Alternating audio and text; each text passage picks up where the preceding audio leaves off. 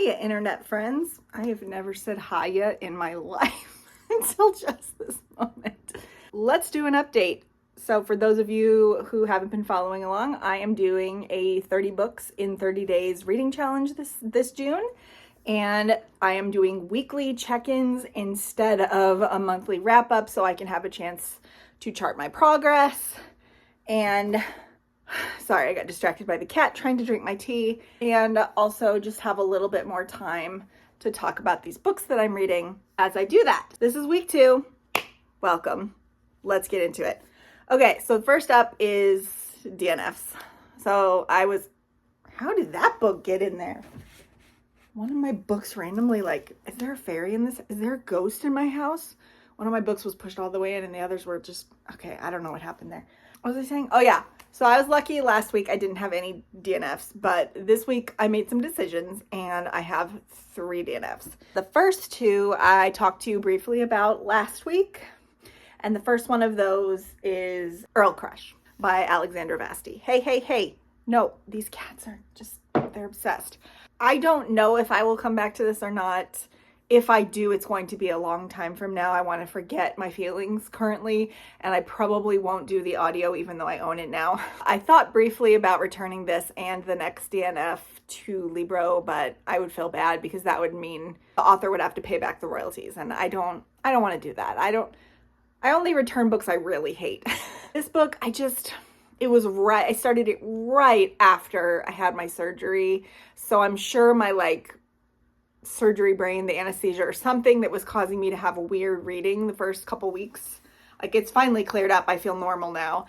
But I definitely didn't feel normal for a little bit there. And this was right in the middle of that. So I do acknowledge there's a possibility that I just didn't connect with it because my brain couldn't at the time. But I also suspect this is just not going to be the perfect romance author for me, but I'm not going to say never again, if that makes sense. In fact, she has another book coming out called Ladies in Hating later this year that I'm really interested in. So maybe I'll read that one, and if I like it, I'll come back to this one. But I don't want to spend more time with a book that I'm not super into. So moving on. By the way, my rules for this challenge, unless I get 50% into a book, I'm not counting it for one of my 30 books. None of my DNFs made it to 50%. This one I made to 41%, which sucks because I got quite a ways into it. But also I feel like I'm not going to have a different reaction to it now because I'm so far into it at this point. This is what it is. So I either need to forget what I've already done or I need a complete brain reset. So that's why I don't want to go back to it right away, if ever at all. I thought there were 2 rules. Whatever.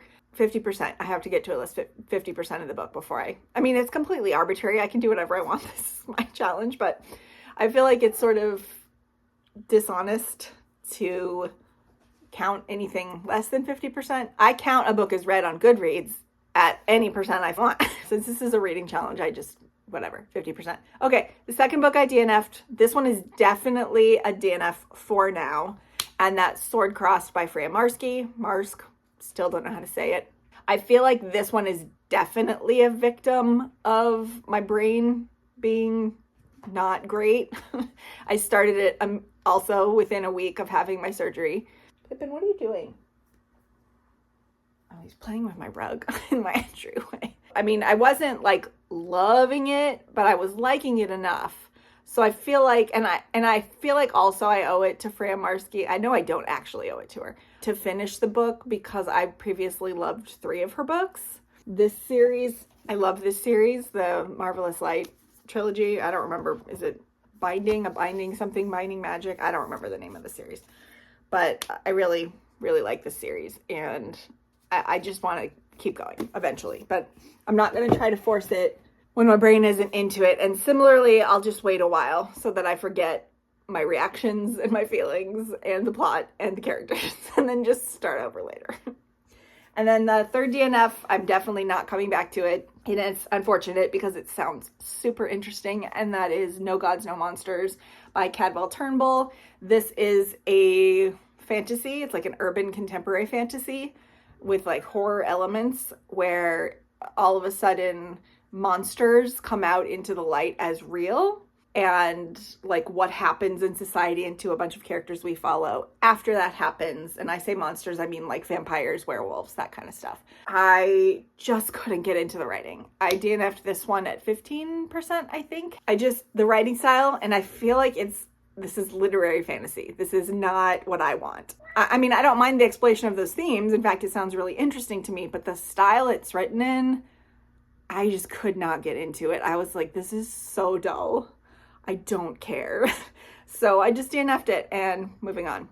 Now, let's talk about is it 5? No, I only finished 4 books this week, and I started several more, so I'm still behind. This is June 15th as I'm filming this, and I have read 10 books. But I also have 5 on the go. So if I finish all 5 of those relatively soon, I will be on track. As I say that it's going to be the 16th tomorrow. But the book I have for tomorrow is super short. Whatever. Anyway, let's talk about book 7. And that is a book called Young Rich Widows. This is it was an Audible only audiobook you could only listen to it for a couple years. 4 authors wrote it together, I believe during the pandemic, just to make their bills. And that's what Lane Fargo has said. In the afterword of The Favorites, she talks about having written a couple of thrillers to be able to pay her bills, and this is one of them. The authors are Kimberly Bell, Lane Fargo, Kate Holohan, and I always forget the 4th one. It's here. You can see it. I'm sorry, 4th author. I think that also it had an I in it. She's the one that like had the idea and got all these authors together, and which is the annoying part. I should know her name the most, but oh well. I put this book on my to read because I love Lane Fargo and I want to read everything that she's written, even though I'm not super interested in her first novel. I'll give it a try, like the first chapter, but I'm fully prepared to DNF it. She was one of the 4 authors. I believe what they did, hi baby, was they each took one of the 4 widows, and wrote from their perspective. And then I'm not sure how they revised. I would be really interested actually to learn how this whole process worked. But basically the book is about 4, well, one isn't technically a widow because homophobia, but they're essentially 4 widows of 4 lawyers who were partners in a firm who all die in a plane crash. And once the plane crashes, they find out that their partners / husbands were involved in some shady mafia shit. And it sets them on a path of like, oh no, we owe $4 million to the mob. And normally I hate organized crime stories, but it wasn't like the people that we were following, the widows, were not in organized crime. So I was tolerating that aspect of it. It wasn't my favorite, but I really just liked the premise of these 4 widows having to clean up their husbands. Well, I say husbands, one of them is a woman, and they weren't married because gay marriage wasn't legal in 1985, which is when this takes place. Wow, I'm really scattered this morning, sorry. It was really well done. So I was able to tolerate the mob aspect of it, and there was other stuff going on. I was really just in it for the characters, which is funny because I really didn't like any of them when the book started, but by the end, I did really like them all, and I liked that they were all friends with each other. So it starts out really dramatic, and they're not friends, and they kind of all hate each other, and then at the end, they're friends, and it's nice, and there's mystery elements, it was fun. I had a good time. I did listen to the audio. I really liked the audio production, and I liked all 4 narrators. I probably will listen to the sequel. I ended up, hey, Lily, would you stop? She's just rubbing her face all over my book stacks. Yeah, I know. Just lay here. Just lay here and sleep. I gave this book 4 stars, which I'm surprised about. When I fully read the premise, because I added it to my TBR because I saw Lane Fargo, and I didn't fully get that the mob was going to be so involved. Otherwise, I probably never would have added it to my TBR, but I did anyway. And I'm very surprised at how much I enjoyed it. It was very well done. These ladies know their stuff. 4 stars. Next up is a 5-star book that I have read, and this is a book that I never read when it was published because it didn't sound interesting to me, because I didn't really read horror at that time. I just thought I didn't like horror. Like, that's a whole other story. Except for Stephen King. I like Stephen King, but I don't like horror. And I finally read this, and now I'm kicking myself because I could have read it sooner. But at the same time, maybe I wouldn't have liked it as much if I'd read it sooner. And that is Mexican Gothic by Silvia Moreno Garcia. This is by far my favorite book from this author. I've read several others and given them between 3.5 stars. And this one was a 5. I'm sure you are all aware of this book. And if you're not somehow, this is a book, it follows Noemi in the 1950s Mexico. She and her father get a letter from her cousin, Catalina, who was a newlywed, and she's been married for less than a year. And they get this letter and it's unhinged. It's like, it's not making sense. It's talking about voices in the walls. Like, it's very clear that something is very wrong with Catalina. So Noemi's father, who raised both girls essentially, sends Noemi to go to Catalina in this remote estate that's on top of a mountain in Mexico and help her and hopefully bring her home or get her checked into a hospital or whatever it is that she needs.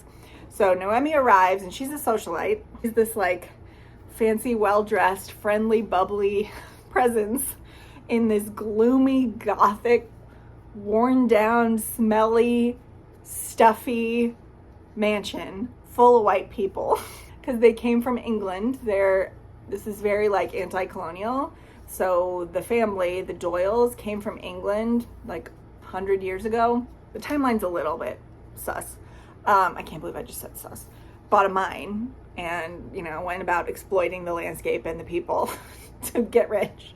But it turns out they were doing other stuff too, and you have to read this book to find out what it is. I'm not going to say what type of horror this is because it is part of the surprise. I did look up the plot when this was first published because I was curious because everyone was reading it. And I remembered what the main cause was, but I didn't remember any of the details. So I still had a great time with this, even knowing the main mystery, the solution. I feel like even if I would have read the spoilers right before starting the book, I still would have had a great time because this book's strength is the atmosphere and the characters experiencing that atmosphere. It just was so well done. Like, if you like gothic books where there's a single young woman, or maybe not even young, in a house with secrets and eerie shit is going on, you need to read this. Like, maybe you won't like it, but you should read it. Would you stop? My phone keeps focusing on the astronaut. Stop it. Anyway, I gave this 5 stars. I had such a good time. I'm so glad I finally read this, and I hope Silvia Moreno Garcia eventually writes another book that's as good as this one.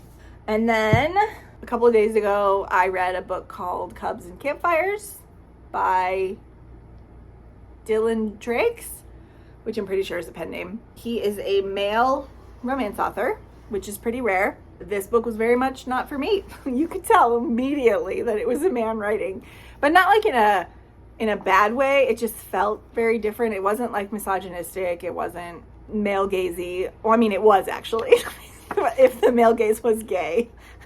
I knew going in also, I put this on my TBR when I was more prone to reading romance and had less asexual problems with it, but I'm very asexual and it's getting worse with time, and now I'm just like, oh god, this is boring. But I knew this was a spicy romance, so I knew what I was getting into, but I hoped that the characters and the plot could carry it and like the cozy vibes, because this is supposedly a cozy romance. It's about, well, it takes place in 2005, I think 2005, 2004, when the main character is on an assignment from a newspaper, and he essentially has to be celibate for the summer because he's a sex columnist. But in the current in the environment back then, I guess, you couldn't publish about sex, otherwise the FCC would come after you and the public would throw up a cry, like right after Janet Jackson's boob fell out at the Super Bowl. That atmosphere.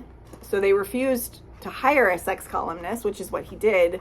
So he decided to do an anti-sex article and finagled his way into a really prime spot in the middle of like the newspaper, which was where all like the award-winning pieces went. So he's on his own. He's not having sex for a full summer, and he's calling it dating though, because again, they can't write about sex. And he's going to write about that. And he's like, I need to remove myself from temptation. So he takes a job as a fire watch in a forest in Washington. which is where he grew up. Essentially, he's going to be alone by himself, watching for forest fires and writing his article all summer. But Hiker shows up, and they have immediate chemistry with each other, and they keep running into each other. And I mean, it was funny. Like, I was laughing out loud before all of the sex scenes started going. Like, it was just like ridiculous situations. And you know, I had 3 stars. I gave this 3 stars, but I'm trying to explain why I didn't love it. And it's the voice. It was the voice. Like, I liked the non-sexy bits. God, they was so horny, just all the time horny. And then they would use unironically phrases like when the main character was referring to his love interest, he would call him, like, in description, the playful stud. And like, what? Don't ever use that phrase again, please. So it just wasn't for me, and I'm not gonna read on in the series. But the cover was so cute. This is why I read it. I'm pretty sure. And the cover for the next book is really cute too. But I'm not gonna do it. It's not for me. Spicy romance is not for me. I need a plot. I need character movement. I need other stuff. I need phrases like the playful stud not to be used. Also, he kept calling his crotch and his penis his bulge. Is this something that gay men do? I've never heard a gay man friend refer, of course we don't talk about crotches or anything when I talk to my gay friends, but like, I just thought that was weird. It was just, this is the shit you could tell like a man was writing it. You can tell. Anyway, moving on, that was 3 stars. Then the last book that I finished this week was Fina, not sure which one it is, by Nino Cipri. I think that's how you say all of those names. This is the second book this month I've read that is a parody of IKEA, because we actually, coincidentally, in one of my book clubs, people picked this book and Horror Store. And so we decided to combine them into one book club meeting because they're both IKEA parodies. And we're taking a trip to IKEA in Phoenix, 2 hours away. And we're gonna have book club in the IKEA cafeteria. I'm very excited about that, but in retrospect, I feel like I need to go back and bump up my 3.5 star rating for Horror Store, which I rounded down to 3, up to 4, because this sort of illuminated for me what I really liked about that book, and this did not work. I'm giving this 2 stars. This isn't like a full-on parody the way that Horror Store was. So what this is about is the main character's Ava, and she has just broken up with her partner, Jules, who is non-binary and black, and also works for this store. And this one is called Lietenvarld, I think. The one in Horror Store is Orsk. But look, there's Allen wrenches, which are the bane of my existence. It opens up promising. Like, I was having a good time for the first, like, 25% of it, which is when she arrives at the store and she's not supposed to even be there. Her coworker Derek, apparently the sequel's about him. Her coworker Derek has called out sick, and that means when an elderly woman goes missing, all of a sudden it's her job and her ex-partner's job as the least senior members of the team to do this thing. So I was actually cracking up because the whole plot of this is that IKEA-like stores are so labyrinthine that they actually encourage wormholes to form and connect to other parts of the multiverse, to other fake IKEA stores, and they're all weird. They're not all normal. So when this opens up and they find out this woman's missing and they find this wormhole, Jules and Ava, they're the ones that find it. They report to their boss, and instead of her freaking out and being like, or not believing them, actually what happens is she calls a staff meeting, sits everyone down in the staff room, and plays this old VHS tape that's like a training about wormholes. And it's like super cheesy and weird, but it essentially tells them about the FINA system, or FINA, or whatever it is, which is a way to find people who get lost in wormholes, essentially. Jules and Ava are the ones tasked with doing this, and they go into the wormhole. And this is when it fell apart for me, because first of all, the whole time this is happening, they're bickering because of their breakup, and I was so uninterested in their breakup. I did not care at all. I wanted them to shut up. I don't like stories about breakups anyway, but when you first meet somebody and this is the dynamic, like it's not welcoming. It's like, I don't care. In fact, I actively dislike these people. They need to stop arguing. And like it would refer to all of their relationship issues, like I should care about any of it. And I'm like, I don't even know these people. They just sound like whiny complainers. Anyway, that was problem number one. Problem number two is that like once they got inside the wormhole, everything was very bizarre, but like in a way that felt not fleshed out to me. I just feel like this shouldn't have been a novella. It should have been a full-length novel, and the science system and the wormholes and all of the worlds they connect to should have been way more thought out. Also, I feel like the author took the easy way out in exploring a lot of these verses that they come across. When the first one they come to, actually, it had this creepy thing that was actually pretty creepy. Wait, so it was the second world they come to. They actually see the two people from the training video from the 80s. Like they just happen to be the people in the other fake IKEA store that's like a weird hive mind or whatever. And I'm like, really? Why? It would have made more sense, first of all, for it to be somebody in your store, not the training video people from 30 years ago. I don't know. It just was weird. And then later, like their whole goal, spoilers for this book, I'm going to spoil what happens to the grandma who gets lost. She dies. A plant eats her. And then the FINA system decides, oh, now she's dead, so I'm going to find the nearest replacement for her. You can't just replace a family member with somebody from another universe. I think the daughter will know. It's insulting. And what's annoying is that, of course, they meet somebody. They meet this woman who is an alternate version of this old woman who's like, just happens to be ready to retire, and who just happens to have a history of exploring the multiverse, and who just happens to be willing to go to the other universe with them and pretend to be this woman's grandma. I'm like, what the f***? Anyway, spoilers over. I gave it 2 stars. I did not like it. It did not work for me. Power to you if you liked it, but it just didn't work for me. Okay, bye. And that is all the books I've read. So I am now at 10 books, but I have another 5 on the go. I'm still reading Rules for Ruin. I got 5% more into it. I've just been distracted by literally every other book I've been reading. I fit this in between. I really need to like just sit down and make this the focus, but I haven't done that yet, so I'm not very far in. And then I'm also still reading Gardens of the Moon by Stephen Erickson, the first book of the Malazan Book of the Fallen. This is actually going really well. I was so nervous about it, but I am enjoying myself. I'm liking the challenge. My brain is like eating it up.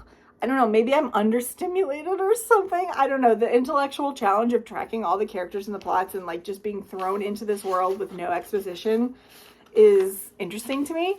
And everyone agrees that the first like 60-70% of this book is the worst part of the series, and if I'm liking it this much already, I'm pretty sure I'm in for the rest of it, which is great because it's gonna be expensive to buy all those books, but whatever. Anyway, I just hit 256, the end of part 2, so I'm hopeful that I can finish this by the end of the month because I am here currently, third of the way through. But yeah, surprisingly, this is going well. I am just as shocked as the rest of you. And then I am like, this is super annoying. I'm 13% away from being finished from Out on a Limb by Hannah Bottom Young. This is a romance about 2 people with limb differences. One of them has an amputated leg below the knee from cancer, and the other one was born with like a smaller hand because of the way that she was positioned in her mother's womb. And they meet at a party. They're both dressed as pirates because they both have the same stupid sense of humor because pirates are missing limbs.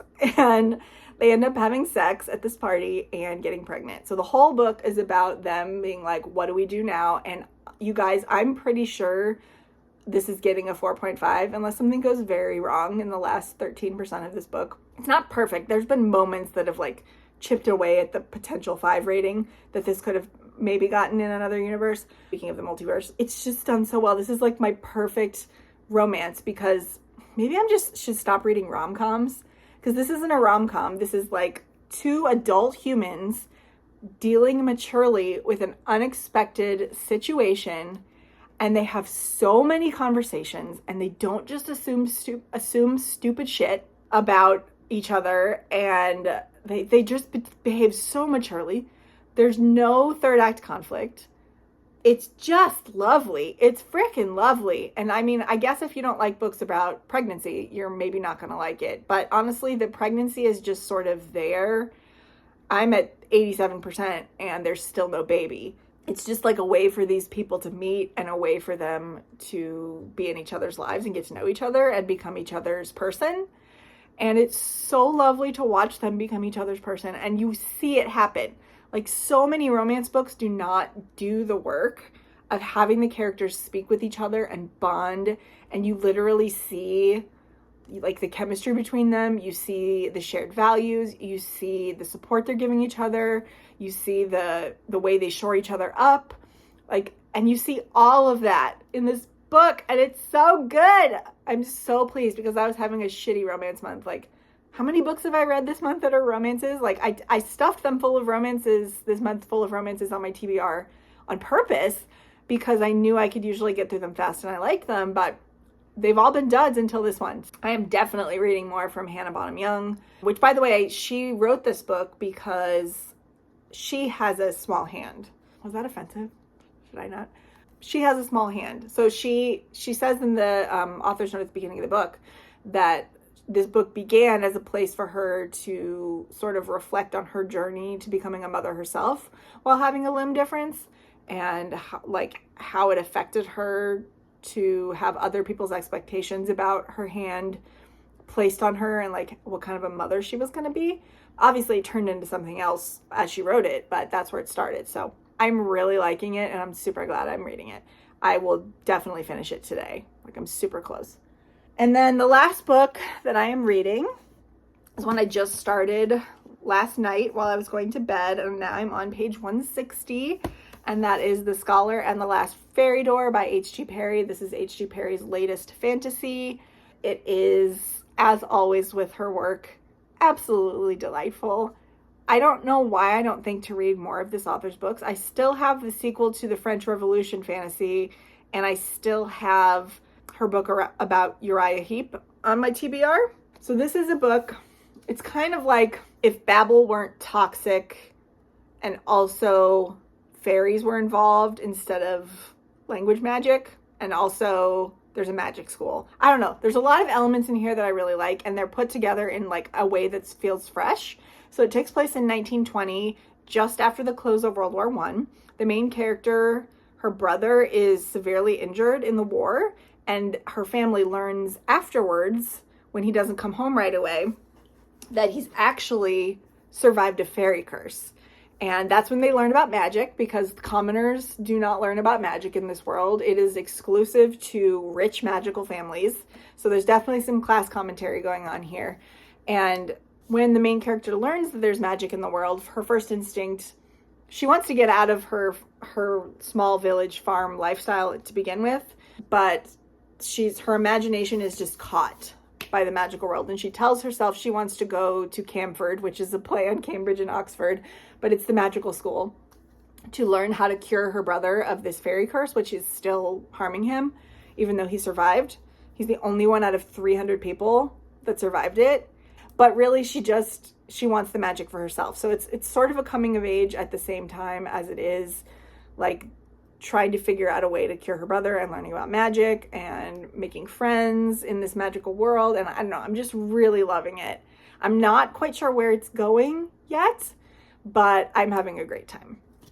That is it. If you have made it this far and you're still watching, thank you so much. If you like the video and you would like to see more of me, please don't forget to give me a like and subscribe if you want to. And if you don't have anything to say, you just want to show me that you were here, please leave me a moon for Gardens of the Moon. And also, if you do feel like talking, tell me what you're currently reading and books you've just finished maybe this week. Once again, half-an-hour video. I'm killing it. I'm not really killing it. It's like the bare minimum. It's like bare minimum. Anyway, I'm going to go meet some kittens. Well, actually what I'm going to do is I'm going to edit this video and post it. And then I'm going to go meet some kittens because my friend Lindsay got 2 new kittens, their siblings, and I really, really want to go meet them. Hope you're having a great weekend. Thanks for watching. Okay, love you, bye.